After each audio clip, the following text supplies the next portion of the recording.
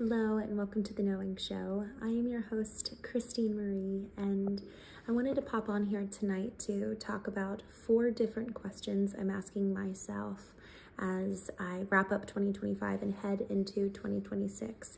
And this is really my time to look in the mirror and just be really honest with what I see. And even today I was talking with a friend of mine and just letting them see me, and I asked them, I was like, so what are just key areas and blind spots that you see for me? And before I even gave them the opportunity to share, I said, here's what I'm seeing, here's what I'm concerned about and where I think that I need to grow. And frankly, it was really helpful because by way of me almost opening the door and starting the conversation, then they could come in and affirm it and or add additional elements of maybe areas that I haven't seen. So these are 4 questions and I'm pulling them up because I have them written down. The first question that I am asking myself is, what is my vision?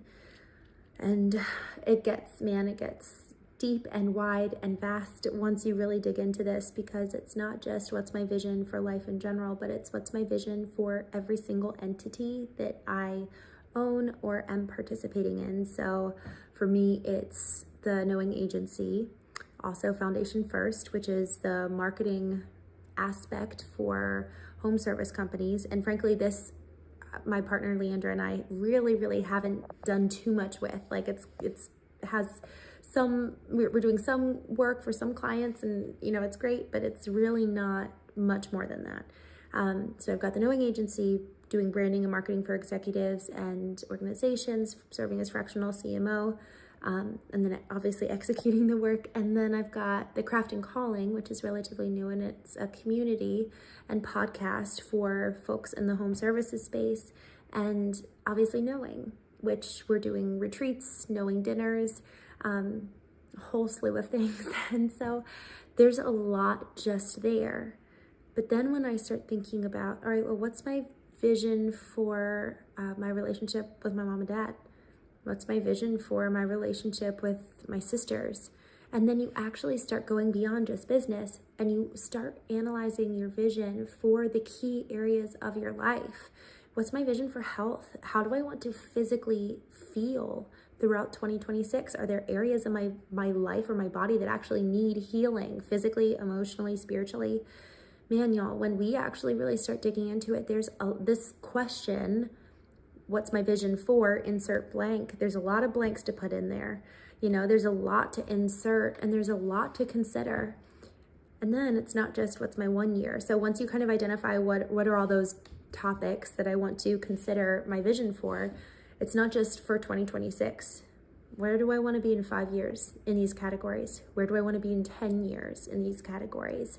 I went ahead when I turned 30 and wrote my eulogy, and that was such an incredibly helpful exercise. And I effectively wrote, where do I want to be at the end of my life in each one of these areas?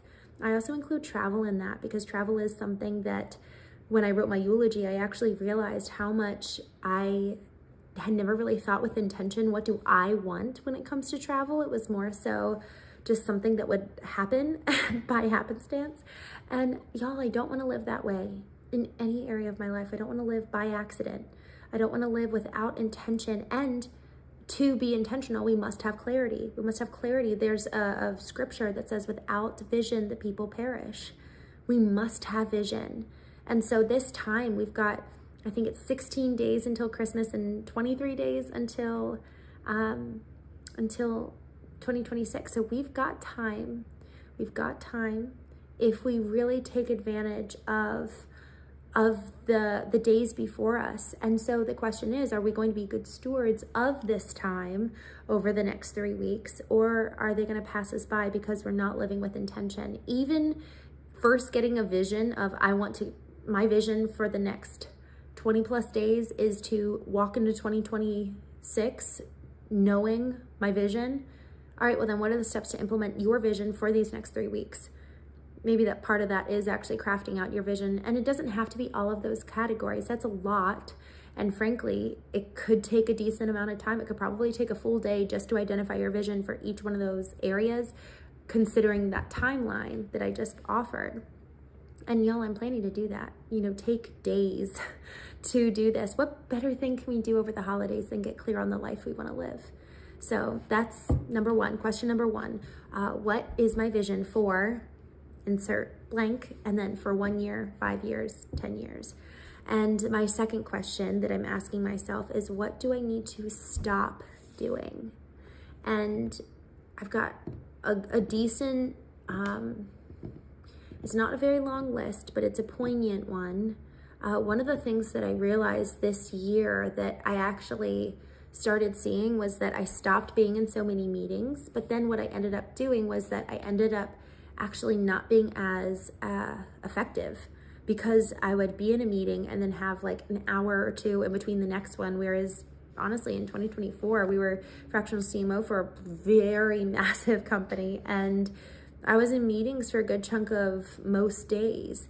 And frankly, I loved it. It was really fun, just, playing the CMO role and wearing the strategic hat, looking at data every day. It was fun. I loved it. But I will say that with the elimination of meetings came a drop of productivity in a sense, because my schedule became not clear. So what do I need to stop doing? I need to stop having these inconsistent meetings that are like almost like jagged edges in my day. And so then the next, kind of to take this question further, what do I need to stop doing? What do I need to stop doing in each one of those areas that we analyze? What do I need to stop doing in my relationship with my parents? And I'm talking about my parents because I got a lot of clarity when I started thinking about what is my ideal in relationship to my parents. I started really thinking about this in 2024. And since then, it's really informed the way that I show up with them. I'm so intentional to drive and go just have a movie night with my dad, and I'm actually intentional while we're sitting there watching a movie. I'll just put my head on his shoulder, just like being so present with him and recognizing what a gift that is, because I don't know how long I have. Hopefully a very long time, but we don't know. And I don't want to regret. I don't want to live in regret. I don't want to have any regrets. And so I want to live fully and big and bright as much as I possibly can. And also focused and intentional and disciplined.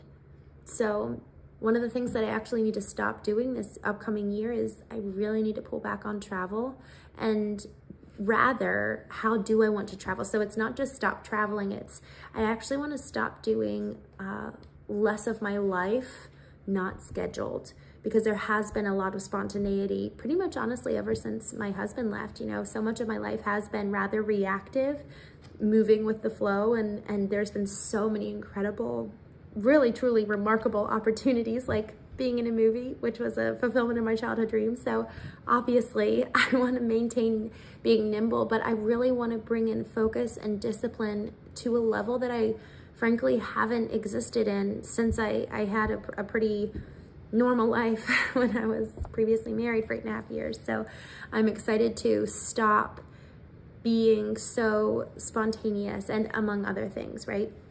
The third question I'm asking, so the first, what is my vision for insert blank? Look at every area of your life, physically, financially, spiritually, relationally, professionally. What is your vision for each area?